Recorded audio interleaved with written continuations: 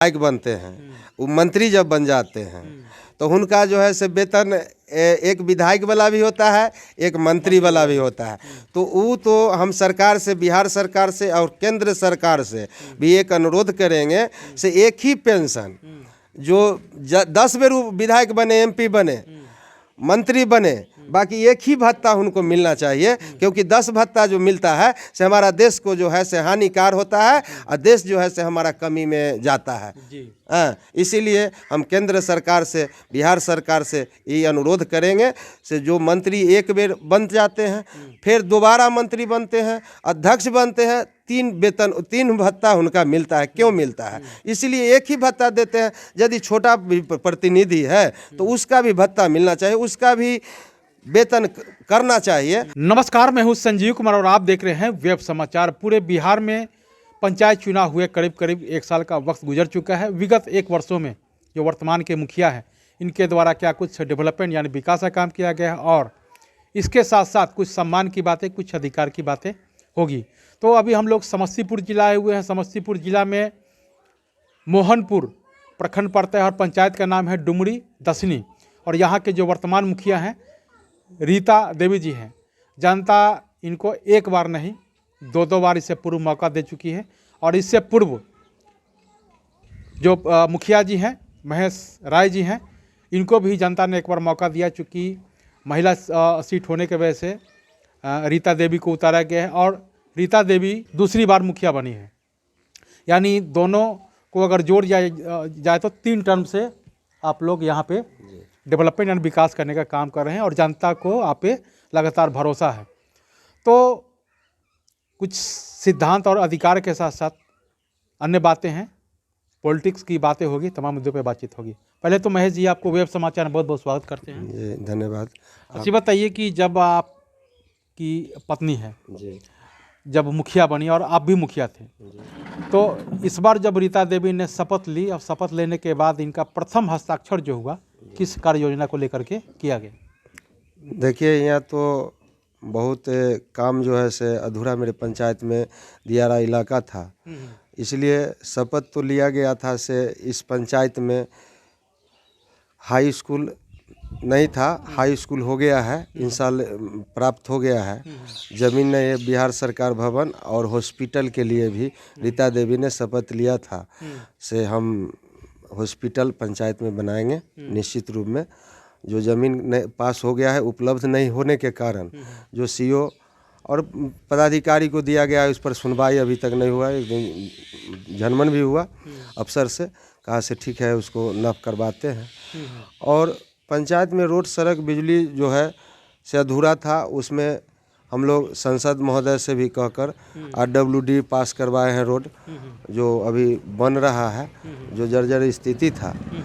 और पंचायत में शिक्षा का ही कमी था, उस शिक्षा के लेकर जो है से मैं इस पर पूरे ध्यान देने का काम किया। और रीता देवी का एक लक्ष्य था से मेरा पंचायत शिक्षित हो और शिक्षित रहेंगे तब भी मैं उसके साथ शिक्षित रहूँगा। जी। तो यही लेकर रीता देवी ने शपथ लिए थे। अब ये बताइए कि प्रधानमंत्री आवास योजना के द्वारा कितने लोग को आवास दिलवाएं? प्रधानमंत्री योजना के लिए रीता देवी ने 2016 में जब मुखिया हुए तो 481 घर दिया गया पिछले टर्म में। जो फिर शपथ के बाद 213 घर आया था, उसमें अभी तक 50 घर दिया गया है। अभी फिर लक्ष्य नहीं आया है, पास भेल है, बाकी लक्ष्य नहीं आया है, उसके कारण फिर नहीं मिला है। और बहुत अधूरा, बहुत अभी हमारे पंचायत में अभी आवास बचा हुआ है। जो गरीब लोग तबका जो बचे हुए हैं उसका अभी पूर्ति नहीं किया गया है। 15वीं और सिस्टम से क्या कुछ कार्य चल रहा है? 15वीं से जो है से अभी कोई काम नहीं चल रहा है। 15वीं से जो गाइडलाइन आया, गाइडलाइन आने के कारण जो नाला है अति है, उसका फाइल जो है अभी खुला है, जो अभी 30 लाख का खुला है सीढ़ी का, सीढ़ी घाट के लिए, और एक समुदायित्व भवन के लिए खुला है फाइल। यही काम अभी प्रथम नंबर खुला ही है। हाँ, कस्टम से जो है से कुछ रोड जो है से 13-14-15 लाख का रोड बना है। और कचरा संबंधित जो आया था उसमें रक्षा उक्सा आया है, ठेला उला सब आ गया है, जो वितरण नहीं हुआ है। और 54 को जो है से सोख्ता जो है से सोख्ता निर्माण सोख्ता बना है, सोख्ता बना अच्छा, है। बिहार के मुख्यमंत्री लगातार बार बार कह रहे हैं कि हर पंचायत में पंचायत सरकार भवन होना चाहिए, क्या है या क्या प्रोसेस है? देखिए, मुख्यमंत्री महोदय कहते हैं, गाइडलाइन देते हैं, और गाइडलाइन के कारण जो हम लोग ज़मीन सरकारी उपलब्ध कर जब देते हैं तो उनका पदाधिकारी सुनता ही नहीं है। और जनप्रतिनिधि का जो पंचायत का जो मुखिया होते हैं उस पर सारा जिम्मेवारी पड़ता है। विधायक होते हैं, सांसद होते हैं, वो जाते हैं, उनके पास में गार्ड रहता है, वेतन रहता है, भत्ता रहता है। यहाँ जो जनप्रतिनिधि रहता है उसको गले पर छुरी रहता है, बाकी पंचायत में जो है से उसको फिर देखने वाला कोई नहीं रहता है। इसीलिए हम पत्रकार महोदय जी से, आपसे भी संजीव बाबू, हम अनुरोध करेंगे से बिहार में जो सरकार जो कहते हैं से हम फलना चीज़ पंचायत को माध्यम से करेंगे और उसको छीन कर और वो अपने अंडर में ले लेते हैं। पंचायत का कोई वैल्यू जो जनप्रतिनिधि का नहीं रहने देते हैं। आज जो है से आज फलना चीज़ करना है तो वो अपने मन से वहाँ से पास करेंगे। लाइट के अभी बात आया है तो कौन कंपनी का, एजेंसी के द्वारा, हाँ एजेंसी के द्वारा लाइट गड़ेगा, एजेंसी के द्वारा रक्षा ठेला आया, इसमें जनप्रतिनिधि का कोई मतलब नहीं है। लेकिन हस्ताक्षर अनुमति तो चाहिए, अनुमति चाहिए। ये जो गाइडलाइन सरकार बताते हैं से अनुमति चाहिए। जो मुखिया जी खाली अनुमति दे से क्या करना है, लाइट कहाँ गाड़ना है, पोल पर गाड़ना है तो उसको वार्ड मेंबर से सर्टिफाइड ले या मुखिया जी उसको देखे और देख कर उसको गड़वावे। बाकी इसमें नहीं है ऐसे मुखिया जी ही लाइट खरीदे, जनप्रतिनिधि अपना ठीक ठाक देख कर काम करे, वो सब बात नहीं है। यहाँ खाली जो पंचायती राज बना, पंचायती राज बनने के कारण जो अधिकार जनप्रतिनिधि को होना चाहिए से वो जनप्रतिनिधि का नहीं है। नहीं। अच्छा, बताइए कि चूंकि आपके पास पूर्व में भी काम करने का अनुभव है, पहले के मुखिया के काम करने का तरीका जो था और अभी वर्तमान में क्या अंतर लग रहा है आपको? देखिए, पहले जो था से गाइडलाइन के हिसाब से चल रहा था, और गाइडलाइन भी वो भी था से गाइडलाइन के आधार से जो है से काम पंचायत में करना है। अभी भी गाइडलाइन का है, बाकी यहाँ क्या है, अभी मनरेगा की बात आता है। स्वतंत्र रूप से कोई काम नहीं होता है। स्वतंत्र रूप से जो अभी वर्तमान अभी यदि आपको मनरेगा चलाना है तो पहले था से 200 लेबर लग गया, काम हो रहा है। काम हो रहा है। अभी क्या है से 18 को मात्र लेबर लगाइए और दोनों टाइम फोटो कराइए, क्या संभव है? अभी तक तो साल भर बीत गया, 14 महीना बीत गया, बाकी आज तक पूरे बिहार में हमरा न बुझाता है से एगो मनरेगा हुआ होगा। जो 3 साल से पैसा हम लोग को मनरेगा चलाए हुए हैं वो पैसा अभी तक जो है से हम लोग को नहीं आया। यही तो सरकार का कमी है, नीति है, केंद्र सरकार हो और चाहे बिहार सरकार हो। और जान पर खतरा जनप्रतिनिधि को हर सिवा रहता है, बाकी इस पर कोई माने अथी नहीं किया जाता। तो बिहार सरकार ने तो कहा था पूर्व पंचायती राज मंत्री के सारे मुखिया को आत्म सुरक्षा को लेकर के लाइसेंस दिया जाएगा, हथियार दिया जाएगा। वो बोले, कागज पर बोल दिए, मुंह से बोल दिए पंचायती राज मंत्री सम्राट चौधरी, बाकी अभी तक कहाँ एक पंचायत में पूरे बिहार में एगो माने हथियार प्रतिनिधि को मिला। तो जाता है डीएम के लोगों तक कहता है से कागज रख दीजिए जाइए, कहाँ कोई अथिये नहीं है।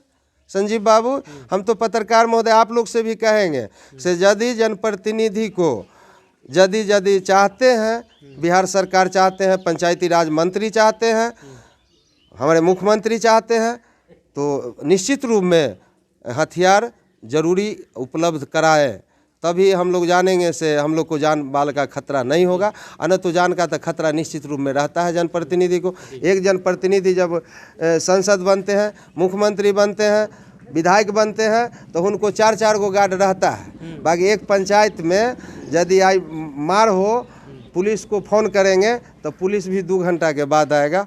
यहाँ मर्डर हो गया कि क्या हो गया, इस पर कोई अथी नहीं, कोई संज्ञान नहीं। अच्छा, ये बताइए, चलिए आप मुद्दे की बात करते हैं। भारत का संविधान एक है, जनता के चुने हुए प्रतिनिधि आप भी हैं, एमपी एमएलए भी है। तो एमपी एमएलए को हर तरह का सुविधा दिया जाता है, चाहे वो पेंशन हो, महंगाई भत्ता हो, यात्रा भत्ता हो। क्या मुखिया जी को नहीं मिलना चाहिए? एकदम मिलना चाहिए, क्योंकि जिस तरह प्रतिनिधि वो भी है तो वो बड़े प्रतिनिधि हैं। एक पंचायत के जो हमारे महात्मा गांधी जो देश को आज़ाद किए और कहे थे से पंचायती राज में जब होगा तो हमारा जो है से विकास खुलेगा, पंचायत को अच्छा ढंग से काम होगा। बाकी हियाँ का जो सरकार अभी वर्तमान है, जो हमारे सरकार जो है अभी वर्तमान में, जो इस पर कोई गाइडलाइन नहीं है, उनका अपना से मतलब है, दूसरा जनप्रतिनिधि से कोई मतलब नहीं है। तो क्या आप लोग कभी इस मुद्दे को लेकर के मुखिया प्रखंड स्तर पे, संघ के द्वारा प्रखंड स्तर पे, जिला स्तर पे कभी चर्चा परिचर्चा किए कि नहीं किए? हाँ, चर्चा तो हमारे जो जिला अध्यक्ष है से भी चर्चा उठाते गए। जो हमारा मुखिया संघ का जो पूरे बिहार का होते हैं वो भी संघ में जो है से उठाया गया। अमरी भी मनरेगा के लिए कभी उठाया गया से जो है से इस तरह काम नहीं होता है, काम रोका जाता है, बाधित किया जाता है। अनुरोध भी माने केंद्र सरकार से भी किया गया है। बाकी उस पर अभी तक कहाँ संजीव बाबू, हम आप पत्रकार महोदय से कहना चाहेंगे से इस पर संगीन लेते हुए माने इस पर गाइडलाइन होना चाहिए और जो है से मान सम्मान जो है से जनप्रतिनिधि, निचला भी जनप्रतिनिधि को होना चाहिए। अच्छा, बिहार में जातिगत जनगणना चल रहा है, क्या होना चाहिए कि नहीं होना चाहिए? एकदम होना चाहिए। जाति जनगणना होने से ये तो मालूम हो जाएगा से कौन जाति का क्या लोग हैं, कितना जाति का क्या भागीदारी मिलेगा। तो इस निश्चित रूप से हम तो कहेंगे, केंद्र सरकार से भी कहेंगे और बिहार सरकार से भी कहेंगे से जितना जल्दी हो वो जनगणना, जाति जनगणना होना चाहिए। निश्चित रूप में हमारे तरफ से ये बात तो धन्यवाद देंगे सरकार को जो कराएंगे। तो जी। तो आपने सुना कि जिस तरह से मुखिया जी के प्रतिनिधि हैं, महेश राय हैं और पूर्व मुखिया भी हैं, इनका कहना है कि जातिगत जो जनगणना हो रहा है बिहार में हो रहा है। बिहार सरकार को तो धन्यवाद देते ही हैं, इन्होंने आग्रह भी किया है केंद्र सरकार से कि पूरे देश में जातिगत जनगणना होना चाहिए, क्योंकि जिसकी जितनी भागीदारी उतनी अधिकार मिलेगा और अपने आप को भी लोग डेवलप करेंगे, समाज को डेवलप होगा, पंचायत को डेवलप करेंगे, हर स्तर पर डेवलपमेंट एंड विकास का काम होगा। क्योंकि जब से देश आज़ाद हुआ है तब से जातिगत तो जनगणना हुआ है, लेकिन जाति के आधार पर जनगणना नहीं हुआ था और यही कारण है कि पिछड़े लोग हमेशा पिछड़े रहते हैं और अपर कास्ट के लोग जो है अपने उत्थान के बारे में ज़्यादातर सोचते हैं। तो अगर जातिगत जनगणना हो जिस तरह से बिहार में हो रहा है, इनका कहना है कि पूरे देश में होना चाहिए। अच्छा, अंतिम सवाल आपसे ये है कि 4 वर्षों के लिए आपने क्या कुछ सोचा है पंचायत के डेवलपमेंट के लिए?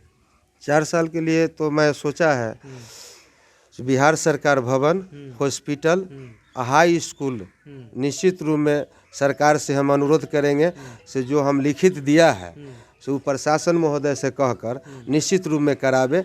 रोड सड़क जो बचा हुआ है उसको जो भी हम लोग कराइए रहे हैं जो गाइडलाइन के आधार से। और शिक्षा को जो है से मेरे क्षेत्र में कमी है, समुदाय अति विकास अति हॉस्पिटल का भी कमी है, क्योंकि जो बीमारी होता है दियारा में तो जो है से बहुत दूर जाना पड़ता है। इसलिए हम आप लोग से भी अनुरोध करेंगे से निश्चित रूप में डुमरी दक्षिणी में स्वास्थ्य केंद्र भी अब विलम्ब हमारा सरकार से भी अनुरोध करेंगे। आपको माध्यम से हम पत्रकार महोदय के माध्यम से कहेंगे से हमारा इस बात को ज़्यादा से ज़्यादा उठाकर विशेष रूप में जो है से मेरे पंचायत के लिए दिखाना दर्जा दिया जाए। हाँ। तो आपने सुना कि 4 वर्षों का जो शेष काम बचा हुआ है, इनका कहना है कि शिक्षा, स्वास्थ्य हमारी प्रथम प्राथमिकता होगी। जब पंचायत मेरा स्वच्छ और शिक्षित होगा तो निश्चित तौर से वो अपने अधिकार को समझ पाएंगे और क्या उनका अधिकार है वो अपने अधिकार को भी प्राप्त कर पाएंगे। तो अब चलते हैं दूसरे पंचायत में, वहाँ के जो जनप्रतिनिधि हैं उनसे जानते हैं कि उनके द्वारा क्या कुछ योजना बनाया गया है और मान सम्मान को लेकर के जिस तरह से पूरे देश में 1 नेशन 1 पेंशन पे चर्चा पर चर्चा हो सकता है, तो इस पे क्यों नहीं। अगर मैं बिहार की बात कहूँ तो करीब करीब 900 करोड़ रुपया जो है एमएलए एमएलसी को पेंशन के रूप में दिया जा रहा है।